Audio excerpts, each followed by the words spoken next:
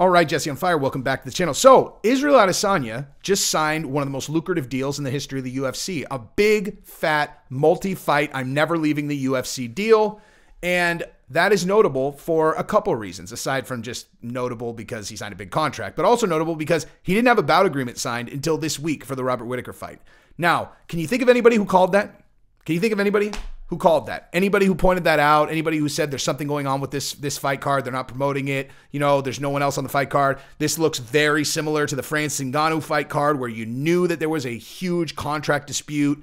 There must be something going on with Izzy where he's holding out, blah, blah, blah. Who said that? I mean, given that I don't watch anyone else's MMA channels, I must be talking about myself. And I am. At a certain point, like, the right person in the industry is going to like be watching this and they're going to be like, geez, man, this guy really does predict everything correctly. We should probably put him on. That may have already happened, you guys. It may have already happened. Who knows? Not you. But I actually had to turn that true story.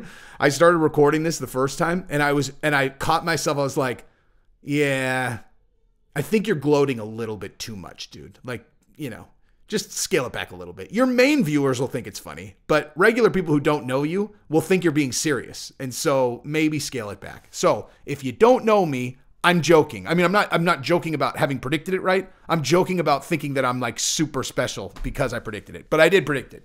And that was not all, like some intellectual genius. It was also because in the press conference when Dana was talking after, oh man, I want to say it was like 3 weeks before 270 maybe. So whatever event that was, and they had Dana in the hot seat, and I just mean he was doing his press conference, and someone asked him, oh, I remember what it was. It was because Israel Adesanya had posted on his Twitter that they didn't have a signed bout agreement. Like he was like, hey, the bout agreement's signed, cap, millennial thing. And now you remember, I have talked about this a bunch of times. And Dana was like, wait, do we not have a, he's like, he's saying that we don't have a bout agreement signed? And then he was like, hey, Hunter.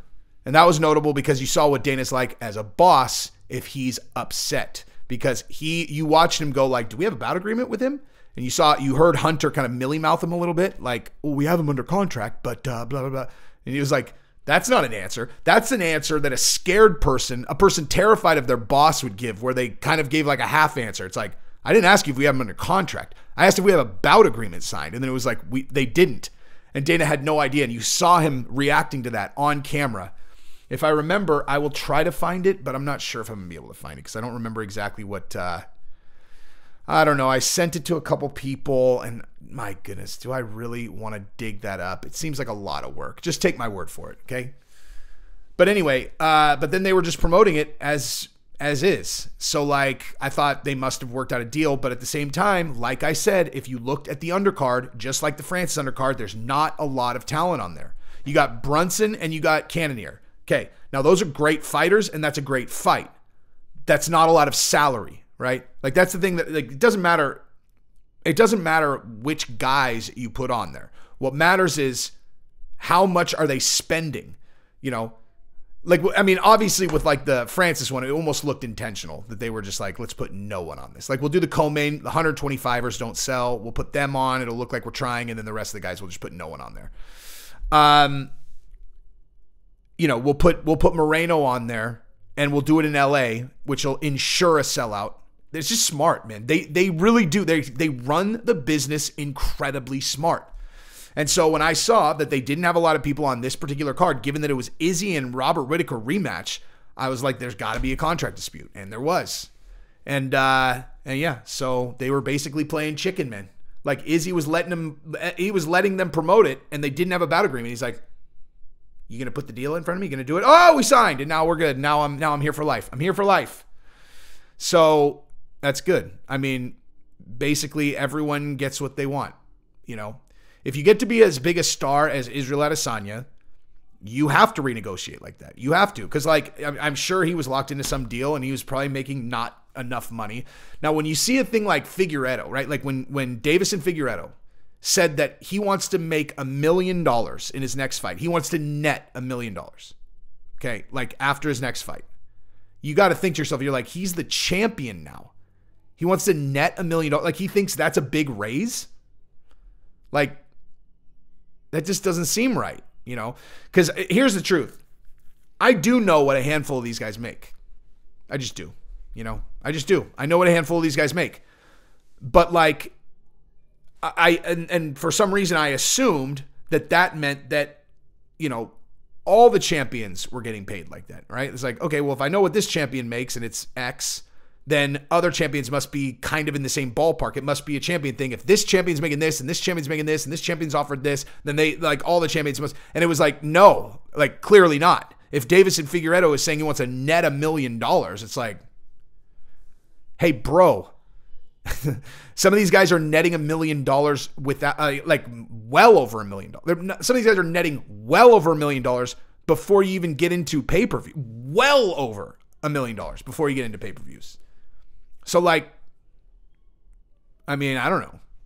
Like, it just seems, I don't know. It just, so anyway, bottom line is, I'm glad for Izzy because he is a huge draw and he deserves it. And hopefully for him, he wins because all of these deals have you making a lot more money when you're the champion. And it would be a tragedy if he let this thing distract him during his training camp. And then he's like, I don't even care about fighting anymore. I've been bored fighting these guys. I've been just bored. Now, I do understand why he'd be bored because he's been picking these guys apart. And then even in the fight that he lost, he just got taken down and it was kind of boring. But, like, you know, Whitaker's motivated, man. Like, Whitaker is a motivated man. So, you know, we'll see. I still think Izzy is such a tremendously awful matchup for him that it seems I just can't see it. I think Izzy's going to win. I just do. I can't see how Robert Whitaker wins. I really don't see how he's going to win on the feet. I mean, that's the thing. I do not see how he can beat Izzy on the feet. He is a stylistic nightmare on the feet. Izzy is for Whitaker. Stylistic, utter nightmare. Because Whitaker is usually faster than the other guys, which masks the fact that he's not actually very surgical with his striking. Like, he's kind of wild. He's actually not dissimilar from, like, Vettori. He's not as much like Costa. Costa's got a little bit more kind of like power. He's similar to Vettori. Probably less of a takedown threat than Vettori. But his striking. In terms of precision, I think that their striking is pretty comparable. But, like, he's a little bit faster. Maybe Vittori's got a little bit more power. He's a little bit faster. But the thing is, dude, that speed can't overcome the fact that Izzy is a fast surgical weapon. Like, he's a scalpel, dude. The guy is a scalpel. And you can move your sledgehammer around as fast as you want. But if you're up against a scalpel, he is going to pick you apart. And that scalpel can cut you up real bad, man. So I just don't see it. And then in terms of, he's implemented this wrestling thing, you know, this wrestling thing. He's implemented takedowns. So he's a takedown threat now. It's like, well, I hear you. You know, I hear you. But Izzy has been taken down once, you know, like where he lost a fight because he couldn't defend takedowns. And that was against a dude who is literally like, 20 pounds doesn't cover it. I mean, I know Whitaker fights at 185. Jan Blachowicz at 205, so there's a 20-pound difference in the weight classes. But Whitaker used to fight at 170, right? Jan Blachowicz is an enormous Polish, like, polar bear. You know what I mean? Like, there is a huge strength and size gap between Whitaker and Jan Blachowicz. And so I just can't see it. I don't see how Robert wins, you know? But again, I mean, obviously Izzy's gotten better since then, but you can go back to the Gastelum fight and be like, dude, he got touched in that fight. But he hasn't gotten touched since. He hasn't gotten touched since then. So, I don't know. We'll see. But congratulations on your new deal, Israel Adesanya. Congratulations on all your YouTube success. I'm not at all envious of that, dude. I'm not even jealous a little bit. Now, let me just point one thing out to everybody who's...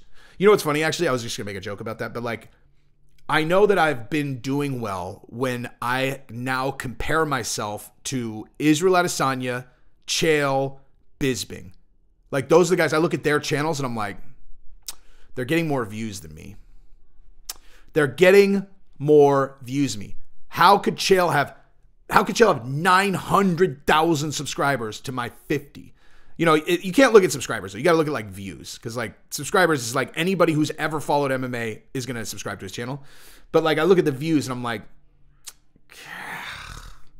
he's doing like 10x my views, kind of. Not always. But yeah, about 10x. That pisses me off, dude. That really pisses me off. I don't really know why, because of course he's doing 10 times my views. I literally started this less than 2 years ago, and I had nothing. But it does piss me off. I'm just going to be honest with you guys. It pisses me off. So that should show you where I'm aiming, you guys. It should show you where I'm aiming.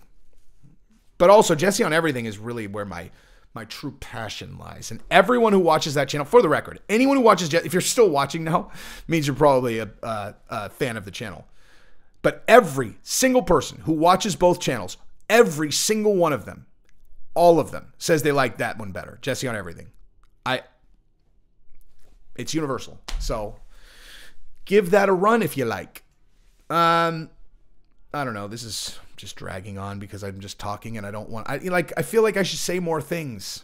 But anyway, I love you guys. Peace. Okay. So really quick, guys, I did my very first ad read yesterday. It was IP Vanish. Now I'm not going to make you listen to that again. What I am going to do is ask if you are an avid viewer of my channel that you go to ipvanish.com/Jesse and just look at it. Just look at it, because it'll make the analytics good. Make the analytics look good. That's it. That's all I'm asking. I'm serious though. If you guys watch my channel a lot, please go give it a look. I will be very grateful.